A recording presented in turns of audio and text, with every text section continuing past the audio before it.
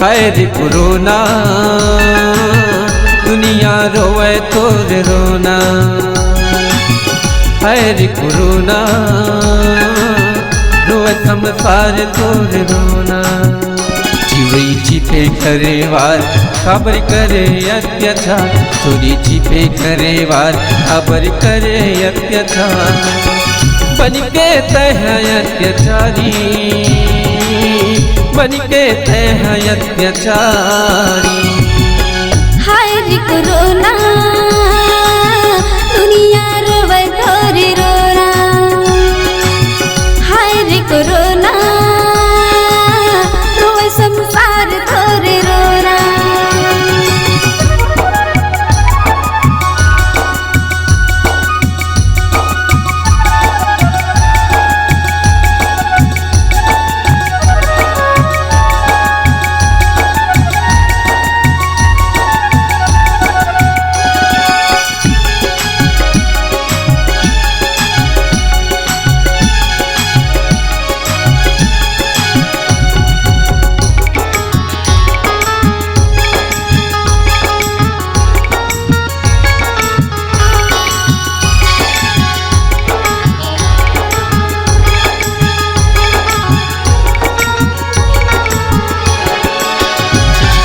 चीन से ते निकले बैरी दुनिया मछाए, देश देश गली गली काबरी तेराए।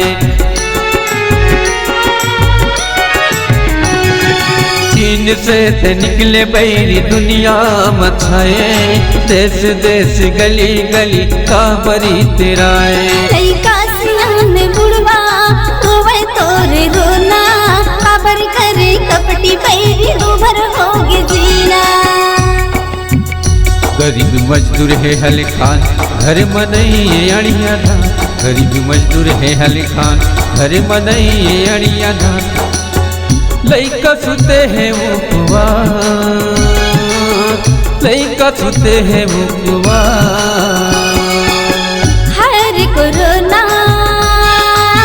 दुनिया रोवे तोर रोना। हाय रे कोरोना रोवे संसार तोर रोना।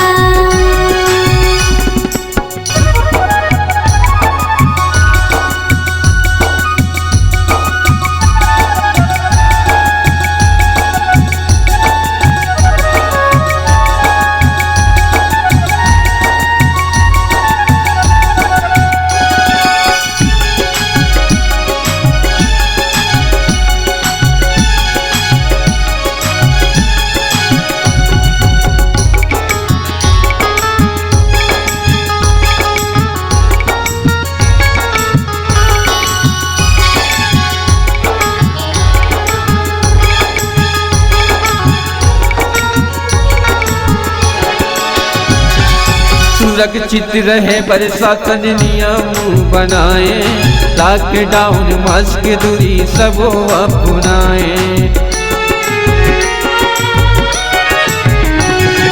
सुरक्षित रहे प्रशासन नियम बनाए, लॉकडाउन मास्क दूरी सब अपनाए। साबुन हो या सैनिटाइजर से ही हाथ धोना, सर्दी बुखार ये कर लक्षण इलाज ही करवाना। अधिक करेला नहीं भागे कोहरा मुतय मचाने, अधिक करेला नहीं भागे कोहरा मुतय मचाने। अब तो छोड़ के तय जाना, अब तो छोड़ के भाग जाना। हाय रे कोरोना दुनिया रोवे तोर रोना। हाय रे कोरोना रोवे संसार तोर रोना। चोरी छिपे करे वार खबर करे अत्याचार, चोरी छिपे करे वार खबर करे अत्याचार। बनके तह अत्याचारी, बनके तह अत्याचारी। हाय रे कोरोना दुनिया रोवे तोर रोना। हाय रे कोरोना दुनिया रोए तोर रोना।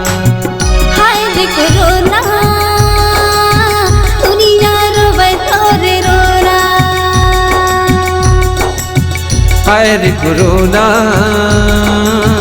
रोवे संसार तोर रोना, हाय रे कोरोना दुनिया रोवे तोर रोना।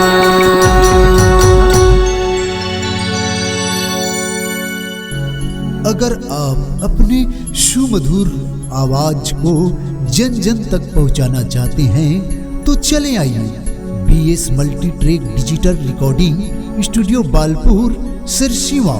संपर्क करें मोबाइल नंबर 9399995431।